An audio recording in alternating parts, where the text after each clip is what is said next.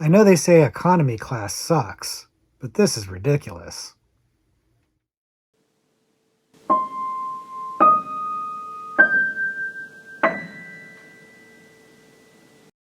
Hello, everybody, and welcome back to the Horror Movie Syllabus. My name is Professor Victor, and I'll be your host as we go through all the essential, noteworthy, interesting, and notorious modern horror films. If you're new to the channel, I recommend you check out the introduction video. There's a link to it in the description below, and it's going to give you a pretty good sense of what we do here at the Horror Movie Syllabus. In short, we look at a particular subgenre of horror, and then we pick 3 movies from that subgenre to explore. But not today, because today is our Is It Syllabus-Worthy series. This is where I take a recommendation from you guys, a horror movie that I've never seen before, that you recommend to me in the comments to my videos, and I check it out for the very first time, and then I'll let you know, is it syllabus worthy? Is there something about it that makes it worthy of being on my horror movie syllabus? And the movie that we're looking at today is Blood Red Sky. And Blood Red Sky is interesting because it's been recommended 4 different times by 3 different people. And that's usually a sign for something to be kind of sped up and front loaded or fast tracked for review here on the channel. And it's been recommended by Fungus Among Us, friend of the channel, who's recommended many good movies in the past. And Fungus actually recommended it twice. Recommended it in our Central Europe video, and then recommended it also in our horror action video. Sergeant Beer also recommended it in our horror action video. So it's twice in the same video. So action movie, I guess. And then my friend Sean, also known as Demonic Cult on YouTube, also recommended this in my video for The Shed, which was in his syllabus-worthy movie video in itself. And so this is interesting because you got 4 different people, or 3 different people, 4 different times recommend this movie. And yet I didn't fast track it. I should have. I didn't for reasons. It doesn't really matter. I sat on it for a while. But the interesting thing about that is by sitting on it, by dragging my heels on checking this one out, I forgot why people were recommending it. I couldn't remember what anybody had said about it. I didn't even remember what the videos were that recommended it at the time I watched it, which I think wound up helping me out and making for an interesting experience. But did I like it? Did I hate it? Well, let's find out.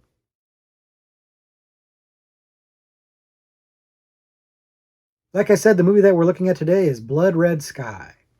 Blood Red Sky is also known as Transatlantic 473, and it came out in 2021, and it was directed by a man named Peter Thorwarth, who is a German director that I'm not terribly familiar with, even though I just recently was digging into German horror for a video that either has just come out or is going to come out very shortly. But I didn't know him, didn't know any of his credits. He's got a lot of credits, a lot of German films, but this seems to be the one that he's known best for, and it was a Netflix release, but we're going to talk about that in a little bit more detail in just a second. First, if you haven't seen it before, a mother and her young son are taking a night flight to America, and she's dealing with some sort of mysterious illness, and they need to go get her treatment. But the plane winds up getting taken over by terrorists who want to do something pretty bad with the plane. Of course, they're up to no good. And when the mother is put in a situation that she can't back down from, she might have to do something and reveal something about herself that is pretty monstrous and deal with these terrorists and let the hijinks go unleashed. But I'm going to go ahead and stop there so as to not spoil the movie for you, except that I am going to spoil it slightly because the trailer did. And this is why I wanted to bring up the fact that I hadn't read up on what people had recommended the movie for, because I didn't realize that this movie is essentially vampires on a plane. It's vampires on a plane, and that is an awesome concept. That is a really fun concept, and that is right up my alley. But I didn't remember that or know about that going into watching the movie. So it was kind of a surprise for me because that fact isn't revealed till about halfway, or not about half an hour into the movie. And I think it works better that way. But Netflix trailers for the movie spoiled this. It shows in the trailer that the mom is a vampire and that's the disease she's trying to deal with. So it spoiled that right away, which I think is kind of a bummer. But it does allow me to feel a little bit better about talking about that freely, because it's kind of hard to talk about what I like about this movie without mentioning vampires on a plane, because that's kind of the thing, right? This concept is really fun. It's a really cool idea. And then the movie itself is a fun idea because it's a blend of genres. This is why when you look at the different videos that people recommended this to me to, it makes sense when you see the movie, because it is this blend of like action film and like a thriller and then a monster movie with vampires, and it's all of this together, and it works as a combination of all of these things. It definitely does have like some heavy action, especially towards the end. The end of the movie becomes a flat out action film in a good way, and it's got some really fun ideas here, not just vampires on a plane, but this idea of a vampire mom. It's a cool idea. It's not the focus of the movie, but it's interesting to see this aspect of this mom trying to take care of her human son while she is a vampire, and not eat him, but also do the things that moms do to take care of their sons and protect them, and stand up for them when people are trying to do stuff to them. Really cool, interesting stuff that I do wish kind of got explored a little bit more. We'll talk about that maybe a little bit more, but it's really a fun concept that right off the beginning is starting off exciting. You've got this plane landing, all the military people are there, law enforcement are there to try to deal with these terrorists, but then it jumps back and shows you what happened in a flashback. And I'll be honest, though, maybe that's a little unnecessary because you've got this flashback thing, and I'm going to talk more about this in the future, but the flashback aspects of this. But the majority of the movie is a flashback, and I don't know that you needed that other than to start the movie off with some literal excitement and tension, because after that it gets a little bit slow. It is a bit of an issue there. The movie is 2 hours long, and it takes a little while for things to get going, but it's not too bad. It's not too bad. We'll get into that. But I did like this concept. I like the idea of the terrorists taking the plane and then getting more than they bargained for because they did not know that there was a vampire on board the plane. It's also interesting that these terrorists have some really abnormal motivations. They don't even really completely clarify what it is, but the idea that they're not just terrorists, they're actually something else, is kind of an interesting thing that, again, doesn't get fully explored, and kind of glad that it doesn't. I like that it just introduces the idea that their motivations are mysterious and a little unusual, and that's all you really need to know. I liked that. There's a lot to like about this movie right off the bat that was drawing me in. And it's decent execution on top of that. It's a decently well-made movie. It's got some solid camera work in there that I thought was really good. It's lit pretty well. It's not super amazing lighting, but it's some stylishness to it, some green hues to it that make it look atmospheric, a little bit moody. And then there's a lot of action in the movie. And the action is shot rather well. It's framed rather well. It's choreographed rather well. It looks good. The movie gets pretty sticky. There's some gore in this movie, and it's solid gore. A lot of it looks practical. It is really visceral and working. And they've got monstrous vampires. These aren't sexy vampires at all. They are scary, creepy, kind of Nosferatu-y looking, which again, given the German origins of this movie is in German and English. There's both German and English in the movie. There's a dub version on Netflix you can watch that has just all English, but there is a lot of German in the movie. And the characters are German, or at least some of them are. And so there's a German background to this, so maybe that's explaining the Nosferatu look of the vampires. Whatever the reason, I'm down for scary looking vampires, monster vampires. I like that. And the makeup is good. They look good. The vampires are creepy looking. The fangs look good. The eyes look good. The ears, all of it works for me. The acting is fine. There's not really anything about it that stands out. There's nobody who's blowing me away with their performance, but there's also nobody, well, there's one person who's kind of annoying me with their performance, but we'll get into that in a minute. For the most part, most of them I don't recognize. Again, German actors for the most part. There is Dominic Purcell from Prison Break and the CW DC shows. I like him a lot. He's one of the terrorists. I recognize him. He's perfectly fine. Everybody's perfectly fine in the acting. The dialogue is kind of mid. Like, it's nothing wrong with it. There's nothing snappy or interesting about it, but there's nothing bad about it either. It's, again, perfectly fine, but there's a lot of carnage, and that's what you're here for, really, is the carnage. And look, there's some tension in this movie, and the tension works pretty well, but it's really cooking with gas when you get to the carnage, when you get to the vampire attacks. It's really cool, and lots of people getting killed in this movie, which I'm very okay with. A couple dogs also getting killed in this movie. Less okay with that. Gotta give you the heads up. There's some dogs that die here. That ain't great, but it's fine. The people can be killed. That we're okay with. And it's pretty good looking film. Like I said, it's shot well. It's lit well. The set it's mostly one location. And so that kind of maybe explains how this movie doesn't look as low budget as I imagine it is. It's a Netflix original. Netflix produced this, and I can't fathom they put a tremendous amount of money into this. It wasn't like a Martin Scorsese film, right? They didn't give like $100 million to this. And it doesn't look cheap, though. Again, I think they save money by having it in one location, and not a lot of set changes and stuff like that. But it looks good. It looks professional. It looks clean. It looks like it doesn't look cheap. The acting doesn't look like it's subpar. I think that, again, nobody's amazing in it, but nobody looks like they're painful or clunker or anything like that. And then it's got the whole thing with the flashbacks. And this is something about the execution I don't love, is that it starts out the scene of the plane landing, which kind of spoils a little bit that the plane lands. And then it goes back and tells you, everybody born the plane and the terrorist taking over, and it shows you all that. And within that, it's got flashbacks from the mom thinking back to when she became a vampire and how she became a vampire and showing that, which I understand you kind of have to show, or you maybe want to know this stuff, although I don't think it's necessary. But it's a flashback inside a flashback, which I don't love, but it works okay. It's not a deal breaker. It doesn't really ruin the movie for me. The movie overall survives this aspect of it.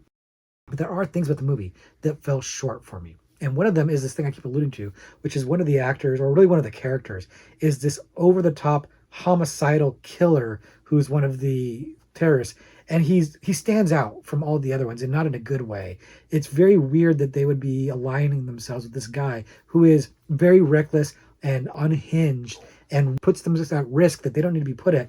All the other guys, all the other terrorists seem to be very professional. They know what they're doing. They're here to do a job. Everybody has their roles. This guy's like unhinged and off the chain. He's really like unpredictable.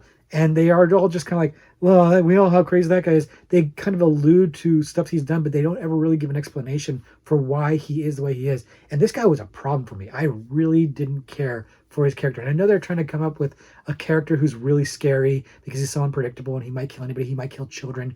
At one point, he's interested in trying to kill children. It doesn't work for me. He really is kind of a distraction. He's so over the top. He plays it so big, and I think part of it's the actor, but a lot of it's just the character. Is just it's unnecessary and it feels out of place with the rest of the movie, which is playing it mostly straight. But it really wants to get to the fun stuff of like vampire kills and stuff like that. But it would have benefited, for me at least, about more exploring the idea of this single mom vampire, right? The flashbacks with the mom after she's become a vampire and trying to deal with her kid and everything like that is interesting stuff, but you don't get very much of it. It really, because again, that's not the story, but I would be down for a movie of just woman has a small child and becomes a vampire and needs to deal with being a vampire while also raising a small child by herself. That's interesting to me. I hadn't seen that. That seems like it would be a fun thing to watch. And the hints you get in this movie are really good. Again, it's a flashback into flashback, so it's a little bit weird. And it kind of stops the flow of the movie a little bit, and the tension gets broken a little bit. But honestly, I don't know that doing it chronologically would have helped the movie much. I don't think that would have been the right idea either. The movie is like 2 hours long. It's a little long. It feels like there's some padding. Some, like I said, that single mom stuff is interesting, but it takes away from the tension of the movie, and it makes the movie feel like it drags a little bit. It does drag a little bit. It takes about half an hour before the vampire is revealed, and it's not that long really, but it feels like the movie drags at times. It feels like the pacing's a little bit off, and it feels like it needs about 10 to 15 minutes cut out of this movie. I'm not 100% sure where to cut it. The easiest thing would be to cut the flashbacks of the mom turning into a vampire, but it's also some of the more interesting stuff about the movie. So kind of a Sophie's choice thing in that situation. I'm not sure if you would want to trim that, but what you're left with is this like drama thriller that is at odds with crazy vampires on a plane vibe, right? And both those things are interesting. Doing them at the same time is a challenge, and it's a challenge that I don't know completely works. I don't think they really nailed the mix on this.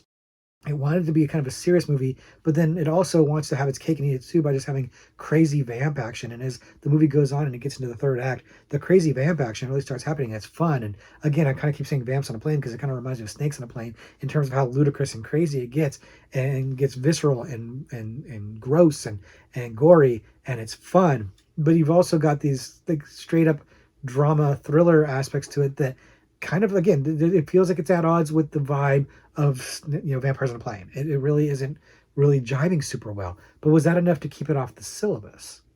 Well, let's find out.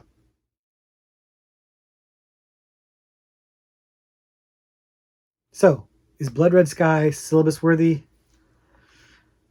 I'm going to say no. I'm going to say it just falls short. And I gave this a lot of thought. I was really on the fence with this one because there is a lot to like about this. There's a lot of fun to be had in this movie. It is a decent enough watch. It is worth your time for sure. It is delivering a lot of what it's promising, but not delivering everything it's promising. Again, that mix feels a little bit off. And there were times at the movie where I felt it dragging, where I felt myself looking at my phone and stuff like that. And it's hard because I'm taking notes as I'm watching the movie back and feel myself at times starting to check out the movie. Then it would bring me back in. It wouldn't be too long. It would never fully lost me or anything like that. But it was not consistent, in terms of pacing and consistent in terms of tone. And so I had to ding it for that. I did. I had to dig it for that. And reputation wise, there's not a lot of buzz about this movie. Like, yeah, it got recommended 4 different times on the channel, but it's not a huge buzz for this movie. The reviews are solid on it. It does apparently have a lot of really good streaming numbers. Like, it was very popular when it was streaming on Netflix, and for a German release, it was very, very popular. So it has a pedigree in that sense. But I don't know that this is one that people are going to be talking about a lot in the future. Doesn't seem like they're talking about a lot now, to be honest with you. But the biggest thing for me is it just left some stuff on the table, concept wise. It's a really strong concept, and you could just give me like a really campy, over the top vamps on a plane movie, and I'll be fine with that. You could also give me a really serious take on mother raising a child when she's struggling with vampirism, and I'm down for that too. But putting them together could have worked and should work and kind of works, but doesn't completely work.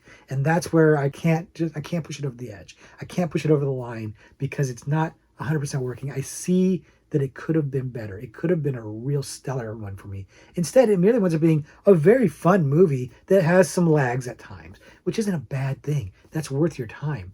2 hours is a little long, but it's worth your time. Now, admittedly, some of this might be on me.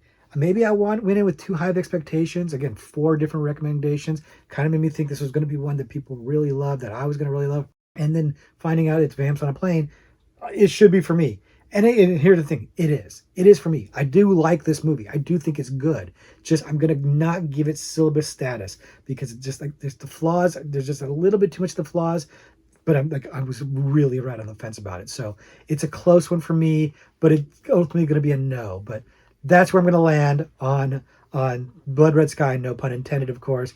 Not going to quite make it the distance, but comes really, really close. So I would definitely say check it out. If you like vampire movies, if you like thriller crime movies, definitely check this one out. It's worth your time for sure. It's worth a watch. Now watch me do a Trivia Pursuit card live on camera and see if I can answer and not embarrass myself. Okay, here's the question I'm going to ask myself. And since we're talking about a vampire movie, let's do the monster category on the card. And awesome decision, because check out our question. Here's our question. 2007's 30 Days of Night is set in what American state? And I absolutely know this movie, but more importantly, I'm excited that this is the question for this movie, because 30 Days of Night is a vampire movie like Blood Red Sky, and it uses monstrous vampires instead of sexy vampires like Blood Red Sky. In fact, I would say the vampire designs of both these somewhat similar. Actually, I can see some of the parallels there. And I love me a monstrous vampire, and I love 30 Days of Night. It's a great movie based on a comic book. Comic book's really good too. I think it's an underrated vampire movie, and we talked about it when I did the vampire video for the channel. I'm pretty sure 30 Days of Night was on that video because I think it's an underrated movie. And I love it. I love the concept of it. I love the execution of it. I love the vampire aesthetic. I love the locale and the premise. All of it works for me very well. And that locale is what we're talking about right now. The state, if you've seen 30 Days of Night and you see in the card that it says American state, that should be all the clues you need. This is my hint to you. That should be all the clues you need to guess this right. Now, if you haven't seen 30 Days of Night, if you've never seen a trailer, if you don't know anything about it, you've got a 1 in 50 shot. You're guessing at this point, right? But if you are familiar with this movie at all, even if you didn't know or remember where it is, if I tell you it's an American state, you should know exactly what I'm talking about. You should know. If you know the premise of the movie, even if you've never seen it, if you know the premise of the movie, you should know the answer to this question. So I'm hoping you've got it. I've got it down for sure.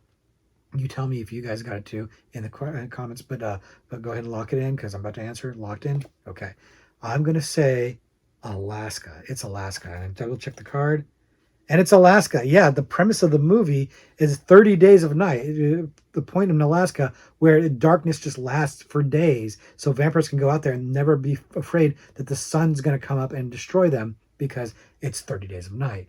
Fantastic premise. Great movie if you haven't seen it. Josh Hartnett, Melissa George. Really highly recommend it if you haven't seen that one.